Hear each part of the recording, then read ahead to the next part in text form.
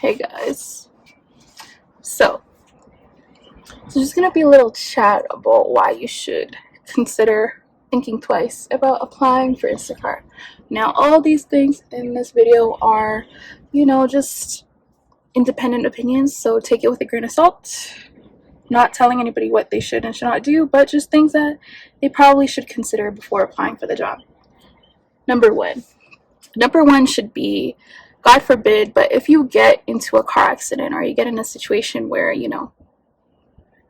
you're in a car accident or you get into any type of accident where you're not able to work, just know that Instacart's legal team will try to do the shadiest things possible in order to minimize their responsibility. Guys, so this is exactly what I'm talking about.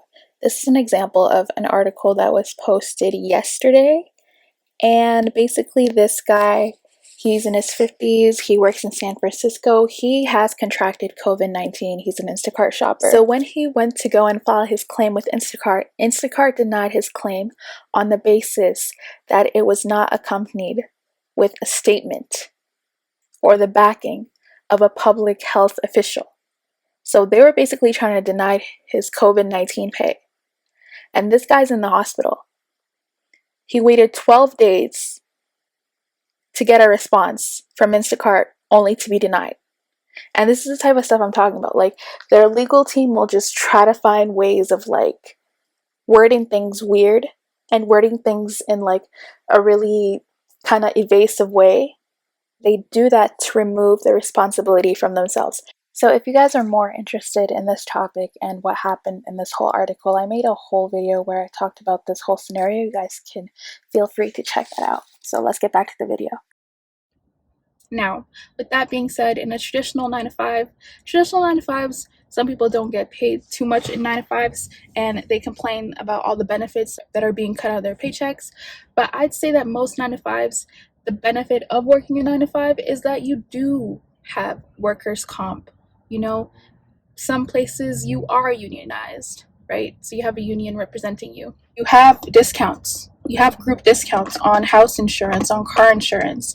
Some places you have vision and dental insurance or vision and dental benefits. With Instacart, you don't have any of that, right? So you're an independent contractor. So you realize or you assume all of the expenses and all of the type of issues with being an independent contractor.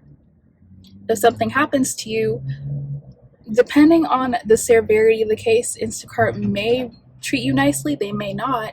But in terms of disability and disability benefits and all that kind of stuff, it is a really, really gray area. It's really dependent upon case, and you'll be surprised on how much you're actually not entitled to as an independent contractor. So for instance, if you're doing Instacart on a casual basis or a part-time basis, I'd say don't worry too much about car insurance. Don't worry too much about getting the best car insurance. But if you're doing it full-time, you have to get the best car insurance because that is an investment, an extra protection for you. So that's the thing. If you're getting all these earnings and you're getting all this money, but you're not able to save it or you're not able to put it aside for certain emergency procedures or life kind of things that happen, then, maybe you should not be doing Instacart full time. I mean, if you can't afford to actually deal with these kind of things in the future, then it's not something that you should be putting all your energy and all your eggs into, right? Now, another thing. Who is Instacart the best for? I think Instacart is really, really good for someone who has a business, someone who's not solely depending it as an only source of income. Now, if Instacart is your main source of income, there's nothing wrong with that. But if it's your sole source of income, there's something very, very wrong with that. Because if Instacart is the only place where you're getting your money from, then that means that indirectly, you might not want to admit it, but indirectly, you are kind of bound to Instacart. You are heavily dependent on Instacart as a company. Any little thing that happens, any little policy change will actually affect you a lot more than you think it will because it's your only bread and butter, right?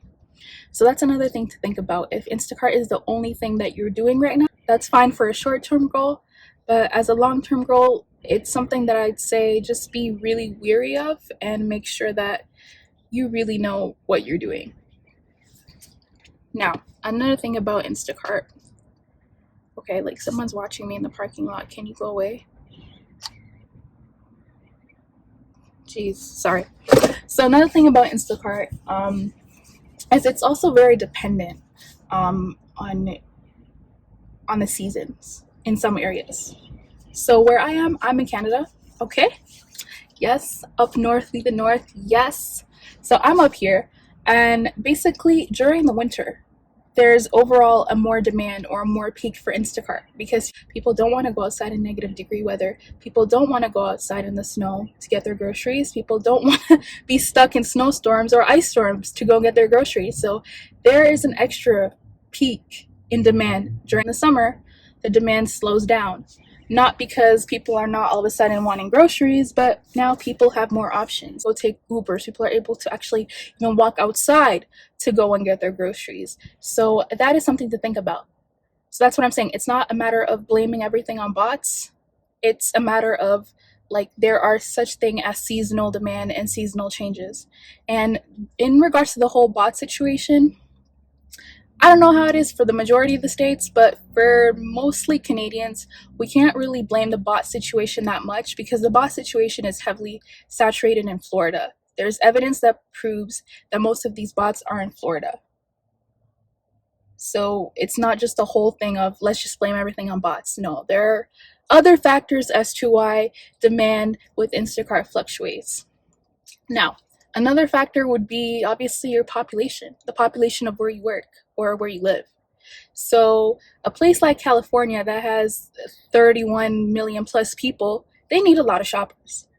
But a place that has a population of, let's say, 70,000 people or even less, they don't need as many shoppers. So, it's also just dependent on how many shoppers are in your area in comparison to the population of not even just the population of the city, but the population of people who are using the app. That's another thing, right? So that's another thing to think about. And yeah, in regards to what I said earlier about Instacart being your sole source, why is this person? Oh my. Okay, I'm sorry. I'm sorry. This person's in the parking lot and they keep circling or like, just why are they like being so weird though? Like I don't get it. Are they trying to see what I'm trying to do? Okay, you know what? I'm just gonna ignore them. In regards to Instacart being your sole source of income, you just have to realize that with Instacart, like, there's nothing wrong with having Instacart being your sole source of income. However, you need to make sure that you're doing other things with Instacart. Like, Instacart is a job, but Instacart itself is not a career. Unfortunately, it just isn't. No matter how much someone said they're making in the gig economy, guys, the gig economy is so unstable. It is so unstable. So you could get accustomed to living a certain way one week, and then the next week, ratings, prices, fees just drop, and next thing you know it, you don't know how you're getting paid. You don't know where your next check is coming from. So I feel like if you're gonna do this, if you're just gonna be a gig worker, fine, but think about downloading other apps as well as backups. Think about downloading other apps in case these apps start acting up or start crashing. Like, just make sure you always have more than one option just in case, you know just because then you'll get to those places of those people who constantly complain about Instacart. They'll constantly complain about, oh, Instacart, well, 5 years ago was paying this and this and this and this. Yeah, that was 5 years ago. There was less shoppers, there was less demand, there was less competition. Now they're gonna pay less. That's just the way it works.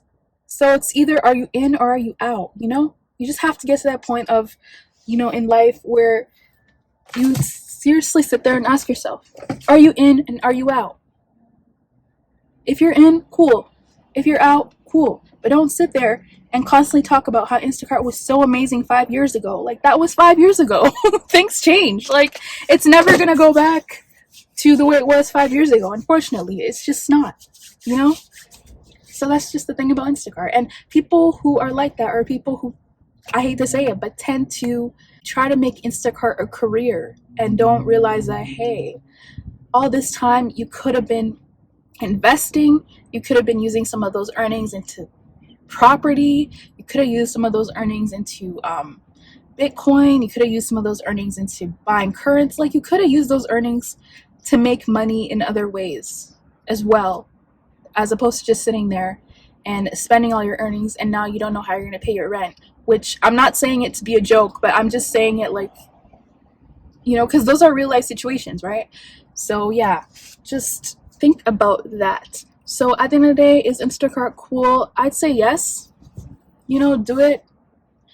If you're doing it for fun, or if you're doing it once in a while just to see what's up, that is great. You're doing it on the weekends to get some extra hundreds, that's fine. But to make it a whole career, just be really, really careful. I don't hate Instacart. I do like Instacart. Me being able to shop while spending someone else's money, it's just the best situation. You know what I mean? I really do enjoy that aspect of it. But benefits of having a 9 to 5 sometimes outweigh the benefits of doing gig by itself full time. So be smart and, be healthy, and you will survive.